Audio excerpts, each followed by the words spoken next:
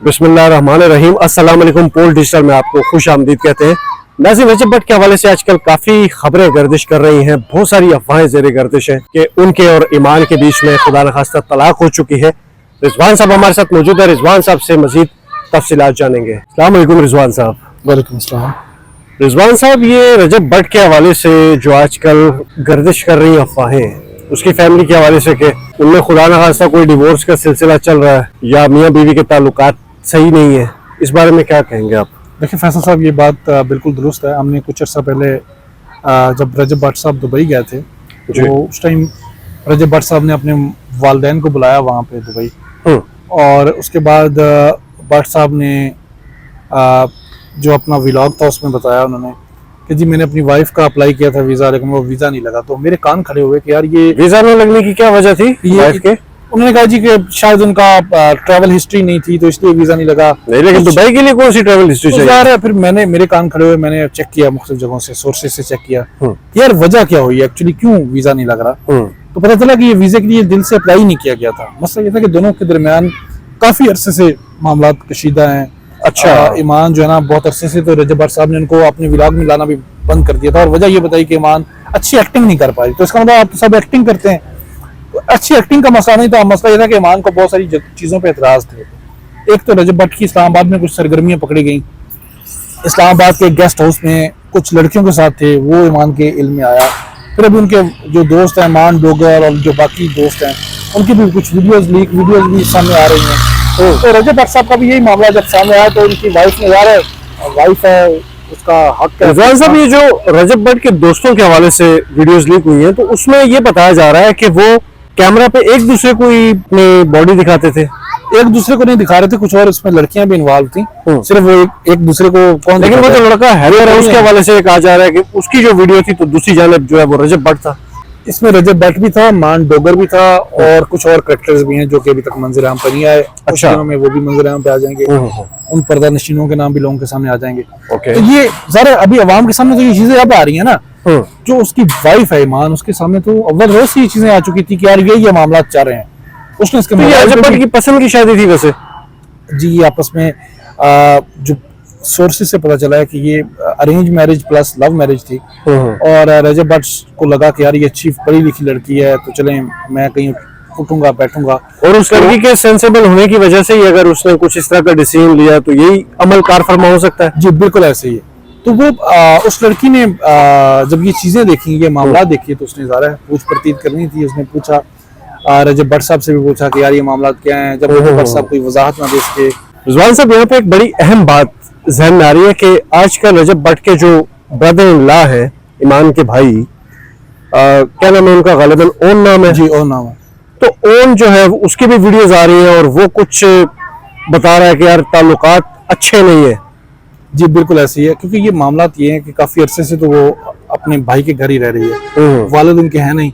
तो ज़रा भाई की मोहब्बत कुछ ना कुछ से जोश मारती है ना, भाई को भी दिखता है भाई कि यार ये क्या हो रहा है और ये मेरी बहन के साथ क्या सलूक हो रहा है, क्या वादे थे, क्या दावे थे, और अब आजकल ये मामला कहाँ जा रहे हैं। तो भाई का भी, भाई को भी इस बात पे ज्यादा एतराज तो नहीं है कि ईमान को व्लॉग में नहीं लिया जा रहा?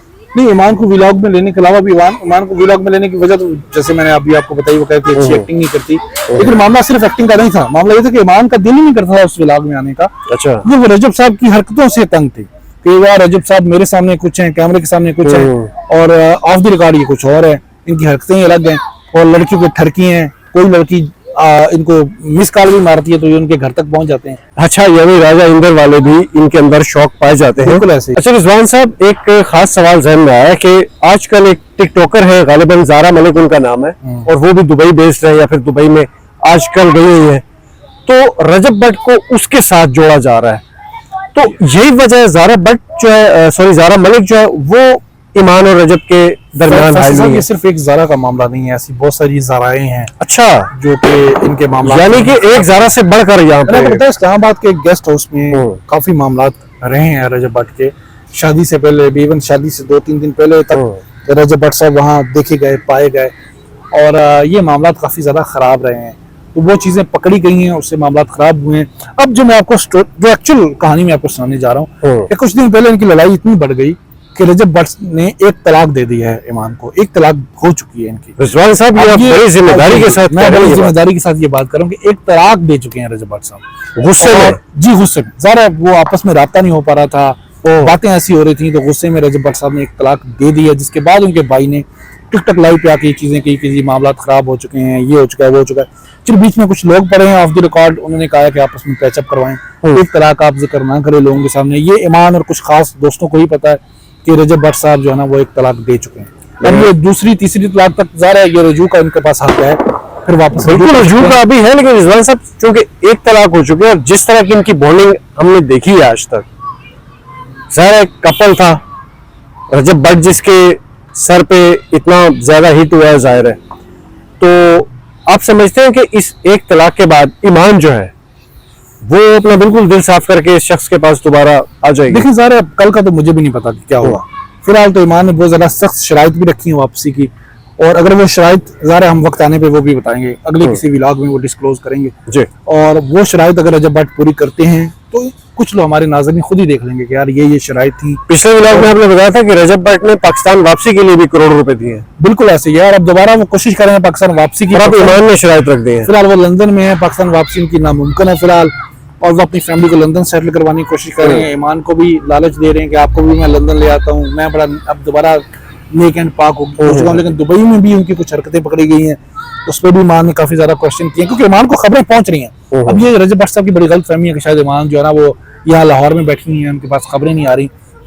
ज़्यादा कुछ हेटर्स होते हैं, मैंने पिछले व्लॉग में भी बताया था कि आपके सारे फॉलोअर्स आपके फॉलोअर नहीं होते, उसमें आपके हेटर होते हैं, आपके नाकरीन होते हैं, आपसे नफरत करने वाले ज्यादा होते हैं, मोहब्बत करने वाले कम होते हैं। बेशक। तो वो जो नफरत करने वाले हैं वो ज़ाहिर है ईमान को खबरें पहुंचा रहे हैं, ईमान को बता रहे हैं रजब भट्ट आज कहाँ था, कल कहाँ था, इसकी हरकतें क्या हैं, इसकी सरगर्मियाँ क्या हैं, वो सब कुछ बता रहे हैं। और जब आप इतनी बड़ी सेलिब्रिटीज हों तो उसके ऊपर नजर रखने वाले बहुत ज्यादा लोग होते हैं।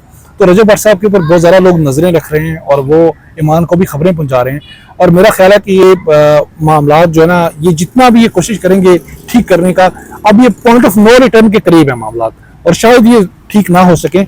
मेरी दुआ यही है कि किसी का घर जो उसको उजड़ने की दुआ नहीं करनी चाहिए, और मेरी दुआ यही है कि वापस घर बसे, रजब भट्ट साहब ठीक हो जाएं। ईमान बिल्कुल ठीक है, ईमान का कोई मसला नहीं है, अल्लाह ताला उनको और नेक और साले बनाए। आमीन। वो लड़की बहुत अच्छी है, पढ़ी लिखी है, डिसेंट है, उसको एतराज रजब भट्ट साहब की हरकतों के ऊपर है, और रजब भट्ट साहब अगर ठीक हो जाते हैं वो लड़की वापस आ जाएगी।